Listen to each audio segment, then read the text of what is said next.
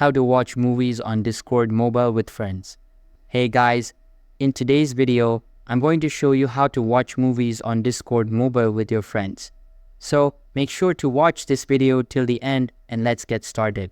First, open the Discord app on your mobile and go into the server where you want to watch the movie. Now, join any voice channel you have access to by tapping on it and then tapping Join Voice. Once you're connected to the voice channel, simply swipe up on the bottom panel. You'll see an option that says Share Your Screen. Tap on it.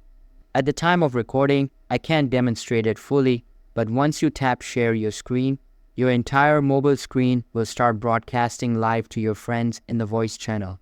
Now, you can just open your movie app or whatever platform you're using and your friends will be able to see everything you play. You can also tap on the plus icon to add a status or description for your stream if you want.